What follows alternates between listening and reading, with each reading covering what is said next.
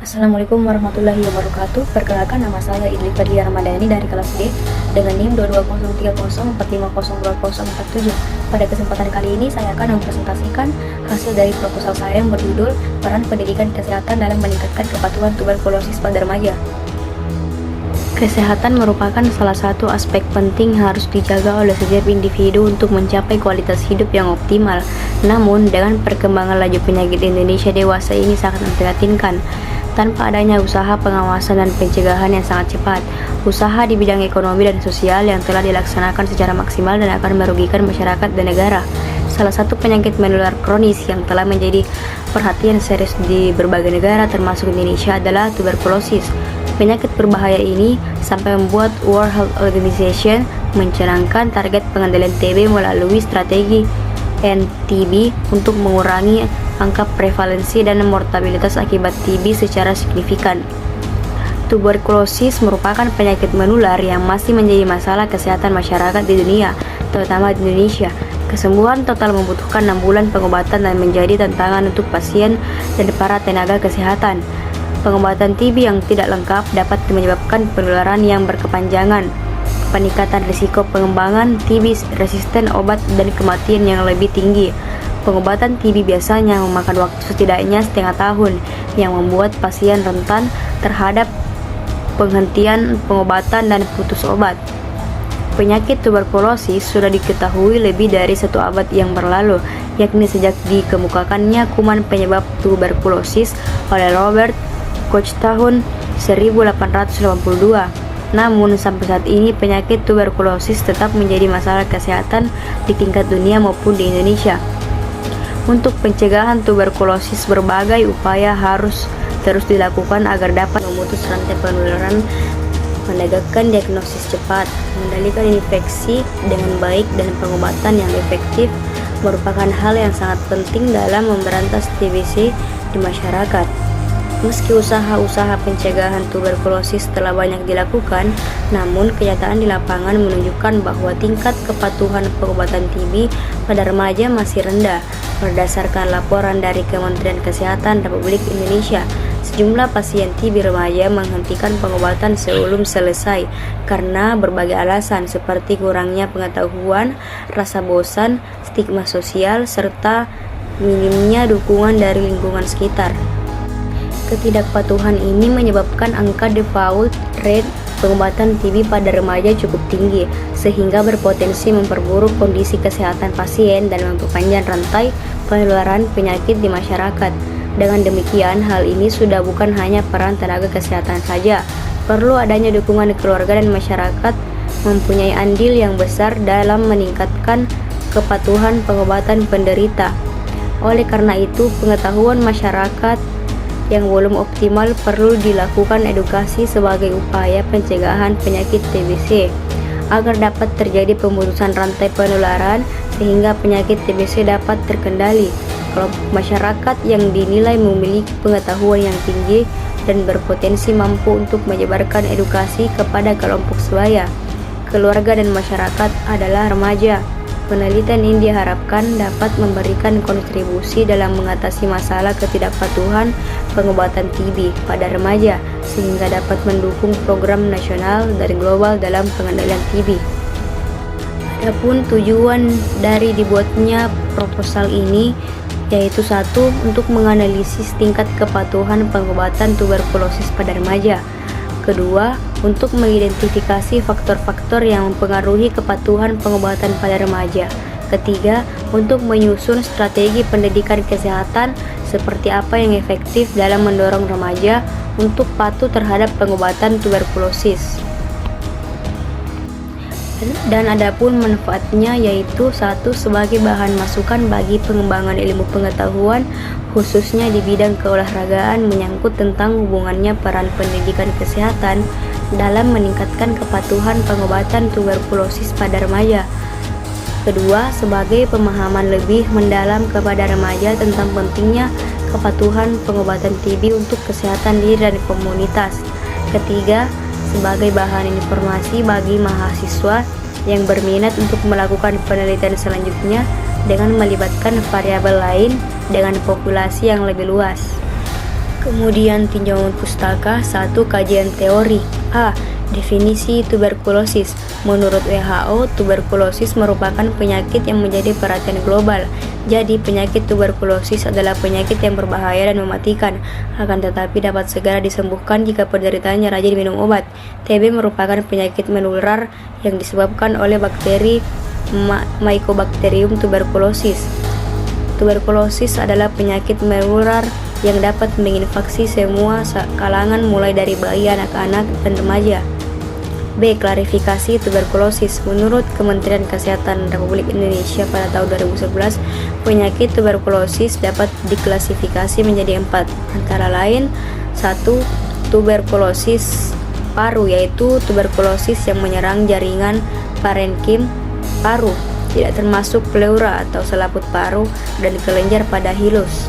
Kedua, tuberkulosis TBC ekstraparu merupakan tuberkulosis yang menyerang organ tubuh lain selain paru seperti pleura, selaput otak, selaput jantung, kelenjar limfe, tulang, persendian, kulit, usus, ginjal, saluran kencing, alat kelamin, dan lain-lain.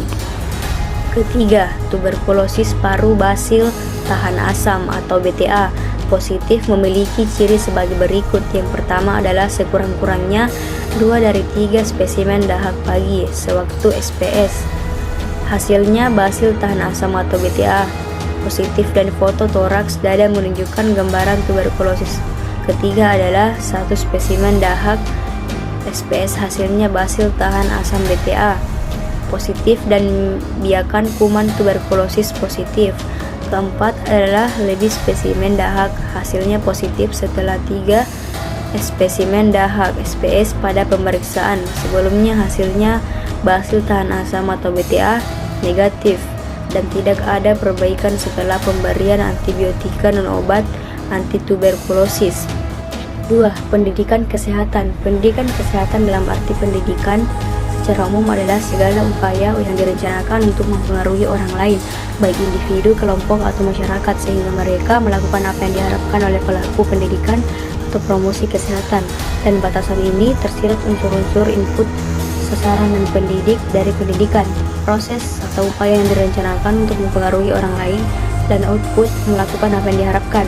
3. Pengetahuan. Pengetahuan merupakan hasil setelah seseorang melakukan pengendaraan pada suatu objek. Pengendaraan manusia terdiri dari indera penglihatan, pendengaran, penciuman, dan rasa dan raba. Sebagian besar pengetahuan didapatkan dari proses melihat dan mendengar. 4. Menurut WHO, remaja adalah penduduk dalam rentang usia 10 hingga 19 tahun. Menurut Peraturan Menteri Kesehatan Republik Indonesia Nomor 25 Tahun 2014, remaja adalah penduduk dalam rentang usia 10 hingga 15 tahun.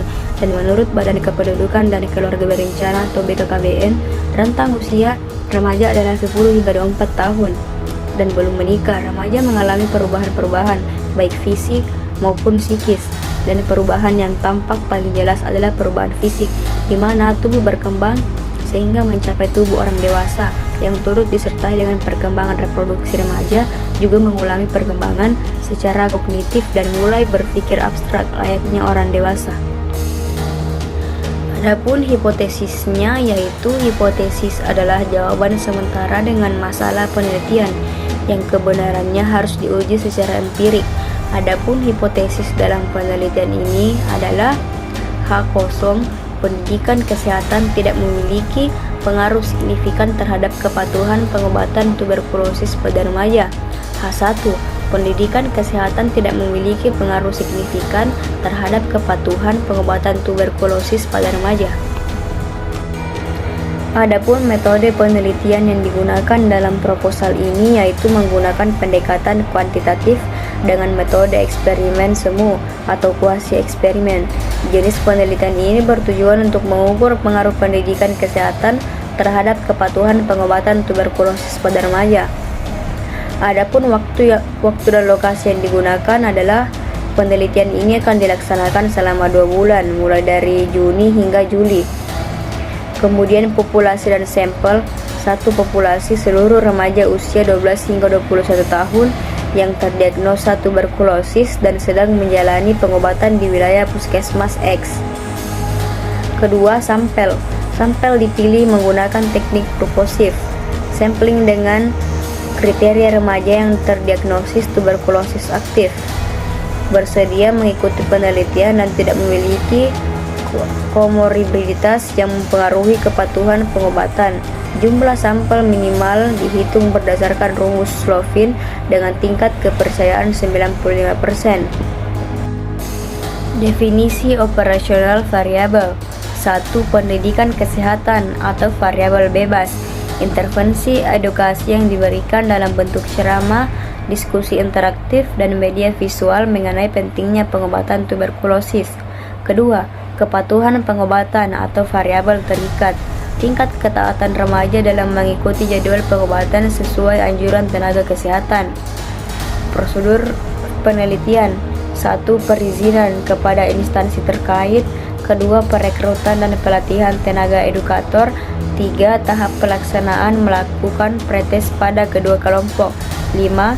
Memberikan pendidikan kesehatan lanjutan kepada kelompok eksperimen selama 4 sesi. 6. Memberikan post-test kepada kedua kelompok. 7. Tahap analisis. 8. Mengumpulkan data hasil pretest dan post-test. 9. Menganalisis perbedaan skor kepatuhan antara kelompok eksperimen dan kontrol. Prosedur pelatihan. 1. Kuesioner digunakan untuk mengukur tingkat kepatuhan pengobatan sebelum dan sesudah intervensi. Kedua, observasi, mengamati kehadiran dan partisipasi remaja selama sesi pendidikan kesehatan. Instrumen pelatihan. 1. Kuesioner untuk mengukur kepatuhan pengobatan. Kedua, modul pendidikan kesehatan yang mencakup materi tentang tuberkulosis. Ketiga, media pendukung seperti video edukasi dan poster. Pemeriksaan keabsahan data. Data diuji melalui validitas dan reliabilitas instrumen. Dilakukan uji validitas, konstruk, dan reliabilitas. Kuesioner dengan uji statistik Hornbach alpha. Selain itu digunakan juga triangulasi data melalui kuesioner dan observasi. Kemudian teknik analisis data. 1. Analisis deskriptif. Analisis deskriptif digunakan untuk menggambarkan karakteristik dasar data penelitian. Tahap ini melibatkan pengolahan data dari hasil pretest dan post-test, seperti usia responden, jenis kelamin, tingkat pendidikan, dan skor awal kepatuhan pengobatan. Tujuannya adalah untuk memberikan gambaran umum mengenai profil responden yang terlibat dalam penelitian. Data ini ditampilkan dalam bentuk tabel distribusi frekuensi, diagram, atau grafik untuk memudahkan pemahaman pola data. Analisis deskriptif juga membantu mengidentifikasi apakah data responden memenuhi kriteria inklusi penelitian. Kedua, uji prior test. Uji ini digunakan untuk mengevaluasi perbedaan skor kepatuhan pengobatan dalam kelompok yang sama sebelum dan setelah diberikan pendidikan kesehatan kelompok eksperimen. Prior test cocok digunakan karena data berasal dari responden yang sama dan diukur pada 2 waktu berbeda. Hasil analisis ini akan menunjukkan apakah intervensi pendidikan kesehatan secara signifikan meningkatkan skor kepatuhan dalam kelompok eksperimen. Jika nilai p-value lebih kecil 0,05, maka akan ada perbedaan yang signifikan antara pretest dan post-test dalam Kemudian uji independent test. Uji ini digunakan untuk membandingkan rata-rata skor kepatuhan antara 2 kelompok, yaitu kelompok eksperimen yang diberikan pendidikan kesehatan dan kelompok kontrol yang tidak menerima pendidikan. Independent test bertujuan untuk melihat pengaruh pendidikan kesehatan terhadap kepatuhan pengobatan. Dengan membandingkan kelompok ini, penelitian dapat mengevaluasi efektivitas intervensi. Hasil uji ini akan signifikan jika nilai p-value 0,05 menunjukkan bahwa pendidikan kesehatan memiliki pengaruh yang nyata terhadap peningkatan kepatuhan pengobatan. Kemudian, analisis software statistik. Pengolahan data dilakukan menggunakan perangkat lunak seperti SPSS atau Statistical Package for the Social Sciences. SPSS mempermudah analisis data dengan menyediakan fitur untuk mengolah statistik deskriptif, priority test, dan independent test. Dengan software ini, peneliti dapat mengurangi kemungkinan kesalahan manual, meningkatkan efisiensi pengolahan data, dan menghasilkan data yang lebih akurat. Baik, mungkin hanya itu yang bisa saya sampaikan. Kurang dan lebihnya mohon dimaafkan, karena kesempurnaan hanya milik Tuhan. Billahi taufiq wal hidayah. Assalamualaikum warahmatullahi wabarakatuh.